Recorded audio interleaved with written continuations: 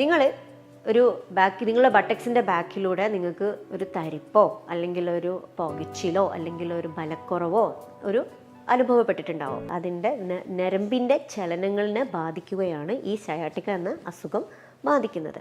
ചിലപ്പോൾ ഒന്നും ഉണ്ടാവില്ല, ചിലപ്പം നല്ല രീതിയിൽ തന്നെ ആയിരിക്കും, ചിലപ്പോൾ സ്റ്റെപ്പ് കയറുമ്പോഴായിരിക്കും, ചിലപ്പോൾ ഒരു യാത്ര പോകുമ്പോഴായിരിക്കും, ചിലപ്പോൾ ഒരുപാട് നേരം ഇരുന്നിട്ടായിരിക്കും വരുന്നത്. അതിന് വേണ്ടത് ആകെപ്പാടെ നിങ്ങളുടെ ലൈഫിലൊരു 10 മിനിറ്റ് അല്ലെങ്കിൽ 15 മിനിറ്റ്. ഇത് ചെയ്ത് കഴിഞ്ഞാൽ ഉണ്ടാവുന്ന ബ്ലഡ് ഫ്ലോ കൂടും, ഓക്സിജൻ കൂടും.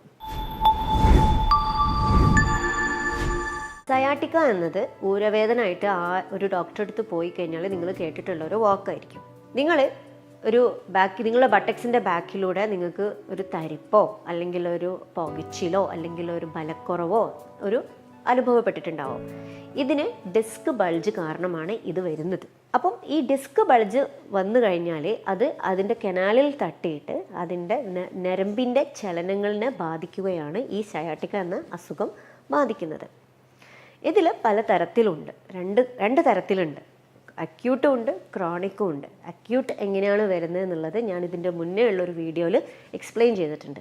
ഇനി നമുക്ക് ക്രോണിക്കിലേക്ക് കടക്കാം. ക്രോണിക് എന്ന് പറയുന്നത് 6 ആഴ്ച മുതൽ കൂടുതൽ വർഷങ്ങളായിട്ട് നീണ്ടു നിൽക്കുന്ന ഒരു വേദനയാണ് ക്രോണിക് സയാട്ടിക്ക എന്ന് പറയുന്നത്. അത് ഇതുപോലെ ഓൺ ആൻഡ് ഓഫ് ആയിട്ട് വരും. ചിലപ്പോൾ ഒന്നും ഉണ്ടാവില്ല, ചിലപ്പം നല്ല രീതിയിൽ തന്നെ ആയിരിക്കും, ചിലപ്പോൾ സ്റ്റെപ്പ് കയറുമ്പോഴായിരിക്കും, ചിലപ്പോൾ ഒരു യാത്ര പോകുമ്പോഴായിരിക്കും, ചിലപ്പോൾ ഒരുപാട് നേരം ഇരുന്നിട്ടായിരിക്കും വരുന്നത്. അങ്ങനെ ഇതുപോലെ ഓൺ ആൻഡ് ഓഫ് ആയിട്ട്, അല്ലെങ്കിൽ അത് കിടന്നു കഴിഞ്ഞാൽ ചിലപ്പം മാറും.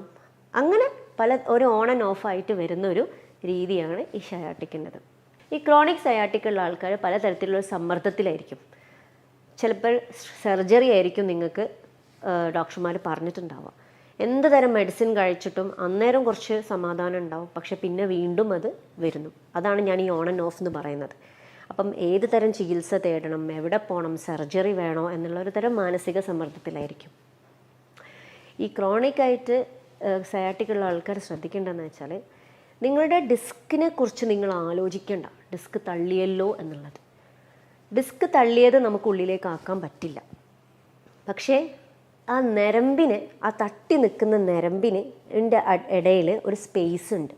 ആ സ്പേസ് നമ്മൾ മെയിൻറ്റെയിൻ ചെയ്യുക എന്നുള്ളതാണ് നമ്മളൊരു ട്രീറ്റ്മെൻറ്റ് പ്രോട്ടോക്കോൾ. ഈ സയാട്ടിക്ക വരാൻ ഒരുപാട് കാരണങ്ങളുണ്ട്. അമിതമായിട്ട് എന്ത് ചെയ്താലും ഒരുപാട് നേരം നിൽക്കുക, ഒരുപാട് നേരം ഇരിക്കുക, ഒരുപാട് നേരം കുനിഞ്ഞ് ജോലി ചെയ്യുക, അല്ലെങ്കിൽ ഒരുപാട് നേരം എന്താ പറയുക, പ്രഷർ, ബാക്കിന് ഒരുപാട് നേരം പ്രഷറുള്ള, സ്പൈനിന് ഒരുപാട് നേരം പ്രഷർ വരുന്ന ജോലികൾ ചെയ്താൽ ഈ ഡിസ്ക് തള്ളാൻ തുടങ്ങും. അതിൻ്റെ ഒരു കാരണം എന്ന് വെച്ചാൽ, ഡിസ്കിനെ ഹോൾഡ് ചെയ്യുന്ന പേശികളുണ്ട്. ആ പേശികൾ സ്ട്രോങ് അല്ല എന്നുള്ളതാണ്. അതിന് വ്യായാമം മസ്റ്റാണ്. ഇപ്പം ഒരു 20 വയസ്സ് കഴിഞ്ഞാൽ വരെ ഈ പേശിവേദന, ഈ ഡിസ്കിൻ്റെ ഇഷ്യൂസ് വരുന്നുണ്ട്. അത് കാരണം ഈ പേശിയുടെ വലയം കടന്നിട്ടാണ് സ്പൈനുള്ളത്. അപ്പോൾ പേശിക്ക് സ്ട്രെങ്ത് ഉണ്ടെന്നുണ്ടെങ്കിൽ അത് സ്പൈനിലേക്ക് എത്തൂല.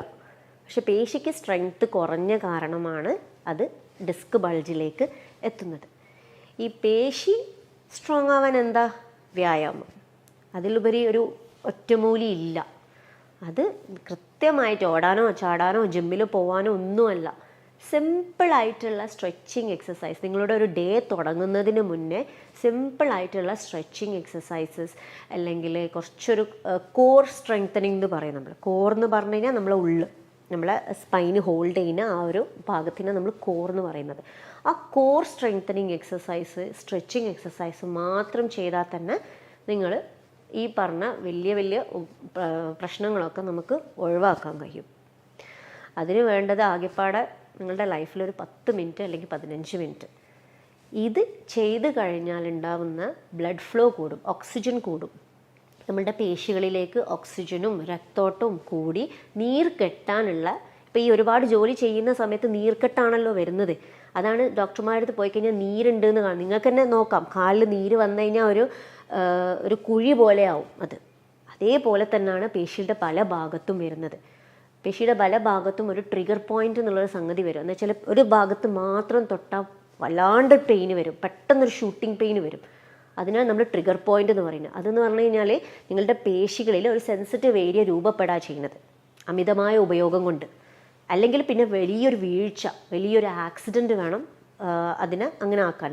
മസിൽസ് വളരെയധികം സ്ട്രോങ് ആണ്, പക്ഷെ നമ്മളുടെ റെപ്പറ്റേറ്റീവ് യൂസ് കാരണം അത് വീക്കായി പോവുക ചെയ്യുന്നത്. അപ്പോൾ അതിനെ റീബിൽഡ് ചെയ്യാൻ നമ്മൾ എന്തെല്ലാം ചെയ്യാൻ പറ്റുമോ അതൊക്കെ നമ്മൾ ചെയ്യണം. അപ്പോൾ ഇങ്ങനെയാണ് ഈ ഡിസ്ക് ബൾജിനെ നമുക്ക് ഒഴിവാക്കാൻ പറ്റുന്ന ഒരു ഉപായം. അപ്പോൾ ഞാൻ നിങ്ങൾക്കൊരു ബേസിക് ആയിട്ടുള്ള ഒരു 3-4 എക്സസൈസ് ഞാൻ നിങ്ങൾക്ക് കാണിച്ചു തരാം. അപ്പം ക്രോണിക് ആയിട്ട് എന്നുവെച്ചാൽ വർഷങ്ങളായിട്ട് വരുന്ന ഈ സയാറ്റിക് പെയിന് എക്സസൈസ് പറഞ്ഞുതരാം. ആദ്യം ഇതുപോലെ നിവർന്ന് കിടക്കുക. എന്നിട്ട് ഒരു കാല് മുട്ട് മടക്കിയിട്ട് നെഞ്ചത്തേക്ക് കൊണ്ടുവരാം. അമർത്ത, നെഞ്ചത്തേക്ക് അമർത്ത. കാലും ചെസ്റ്റും അവിടെ റെസ്റ്റിങ്, ഇവിടെ മാത്രമേ വർക്കിംഗ് ഉള്ളൂ. അപ്പം നിങ്ങൾക്ക് അടിയിൽ നിന്നൊരു വലിച്ചിൽ കിട്ടും. ഇത് 5 സെക്കൻഡ് ഹോൾഡ് ചെയ്യാം. 1 മുതൽ 5 വരെ എണ്ണ, റിലാക്സ് ചെയ്യാം. ഇപ്പം നിങ്ങൾക്ക് വലത്തെ കാലിനാണ് വേദന എന്നുണ്ടെങ്കിൽ ഇടത്തെ കാലും ചെയ്യാം. 2 കാലും മാറി മാറി ചെയ്യാം. കാരണം എന്തായാലും ഡിസ്ക് ബൾജ് ചെയ്ത് കനാലിലേക്കാണ് തട്ടി നിൽക്കുന്നത്. അപ്പം ഇടത്തെ കാലിലും ചെയ്യാം, വലത്തെ കാലിലും ചെയ്യാം. ഈ ഇടത്തെ കാല് മുട്ട് മടക്കിയിട്ട് നെഞ്ചത്തേക്ക് കൊണ്ടുവരാം. ഈ കാല് നിവർന്ന് തന്നെ ഇരിക്കണം. അമർത്തി കൊടുക്കുക. 1 മുതൽ 20 വരെ, 1 മുതൽ 5 വരെ എണ്ണ, റിലാക്സ് ചെയ്യാം. ഇതാണ് ഒന്നാമത്തെ എക്സസൈസ്. രണ്ടാമത്തെ എക്സസൈസ്, മുട്ട് രണ്ടും മടക്കുക. എന്നിട്ട് ഒരു മുട്ടിൻ്റെ കാല് മറ്റേ മുട്ടിൻ്റെ മേലെ കയറ്റി വയ്ക്കാം. ഒരു കൈ മുട്ടിൻ്റെ ഇടത്തെ കൈ വലത്തെ മുട്ടിൻ്റെ അവിടെ പിടിച്ചിട്ട് ഒന്ന് റൊട്ടേറ്റ് ചെയ്യുക. ജസ്റ്റ് റൊട്ടേറ്റ് ചെയ്യുക. നിങ്ങളുടെ അപ്പർ ബോഡി അവിടെ തന്നെ ഉണ്ടാവും, കഴുത്ത് അവിടെ തന്നെ ഉണ്ടാവും. ഈ ഭാഗം മാത്രം ചെരിയുള്ളൂ. 5 സെക്കൻഡ് പിടിക്കാം, റിലാക്സ് ചെയ്യാം. അത് തന്നെ ഓപ്പോസിറ്റും ചെയ്യാം.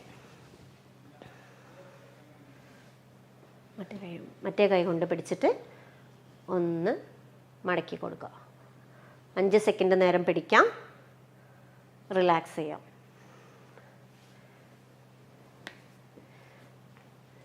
ഇതൊരു 10 തവണ റിപ്പീറ്റ് ചെയ്യാം. ഫസ്റ്റത്തെ എക്സസൈസിൻ്റെ പോലെ തന്നെ ഓരോ കാലും ഒരു 10 തവണ റിപ്പീറ്റ് ചെയ്യാം. മൂന്നാമത്തെ എക്സസൈസ്, കാല് രണ്ടും മടക്കാം. ഒരു കാല് കയ്യിൽ പിടിക്കാം. മുട്ട് ഒരു കാലിൻ്റെ മുട്ട് കയ്യിൽ പിടിച്ചിട്ട് മുട്ട് നിവർത്താം. ഫുള്ള് നിവർത്തണ്ട, 90 ഡിഗ്രി നിവർത്തണ്ട, ഇത്ര നിവർത്തിയാൽ മതി. എന്നിട്ട് ആങ്കിൾ നിങ്ങൾ ആങ്കിളൊന്ന് മുന്നോട്ടേക്ക് ഇങ്ങനെ വളയ്ക്കാം. അപ്പോൾ നിങ്ങൾക്ക് ഇതിലൂടെ ഒരു വലിച്ചിൽ കിട്ടും. ഇതും ഒരു 5 സെക്കൻഡ് ഹോൾഡ് ചെയ്യാം, റിലാക്സ് ചെയ്യാം. ഇത് ചെയ്യുമ്പോൾ ഓപ്പോസിറ്റ് കാലം ഒന്നെങ്കിൽ നിവർത്തി വെക്കുക അല്ലെങ്കിൽ മടക്കി വെക്കുക. അത് നിങ്ങളുടെ സൗകര്യം. മുട്ട് നിവർത്താം. ശ്രദ്ധിക്കേണ്ടത് മുട്ട് ഫുള്ളായിട്ട് നിവരണ്ട, ഇത്ര നിവർന്നാൽ മതി. 90 ഡിഗ്രി ഫുള്ള് പോകണ്ട, ഇത്ര നിവർന്നാൽ മതി. എന്നിട്ട് ആംഗിൾ ഒന്ന് മടക്കി കൊടുക്കാം. 5 സെക്കൻഡ് ഹോൾഡ് ചെയ്യാം, റിലാക്സ് ചെയ്യാം. നാലാമത്തെ എക്സസൈസ്, കാല് രണ്ടും മുട്ട് മടക്കാം. എന്നിട്ട് നിങ്ങളുടെ ഊരൻ്റെ ഒരു ഭാഗമുണ്ട്, അതിനൊന്ന് ടിൽറ്റ് ചെയ്യാം. ബെഡിൻ്റെ ഉള്ളിൽ നിന്നും ബെഡിൻ്റെ മേലേന്നും ഇത് പൊന്തൂല, പട്ടക്സ് പൊന്തൂല, ജസ്റ്റ് ഉള്ളിലേക്കാക്കി കൊടുക്കുക എന്നുള്ളത്. അത് നിങ്ങളുടെ സ്പൈനെ ഒന്ന് റിലാക്സ് ചെയ്യുക എന്നുള്ളതിൻ്റെ ഒരു ഭാഗമായിട്ടാണ്. ജസ്റ്റ് ഒന്ന് ഈ ഒരു ഭാഗം ഒന്ന് ഉള്ളിലേക്കാക്കുക, നിവർത്താം, ഉള്ളിലേക്കാക്കുക, നിവർത്താം.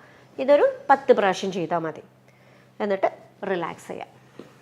ഇത്രയും എക്സസൈസ് നിങ്ങൾ വീട്ടിൽ നിന്നും ചെയ്യാം. ശ്രദ്ധിക്കേണ്ടത്, ചെയ്യുമ്പോൾ എന്തെങ്കിലും ഒരു അസ്വസ്ഥത, വേദന കൂടെ, അല്ലെങ്കിൽ എന്തെങ്കിലും ഒരു ബുദ്ധിമുട്ടുണ്ട് എന്നുണ്ടെങ്കിൽ അവിടെ നിർത്താം.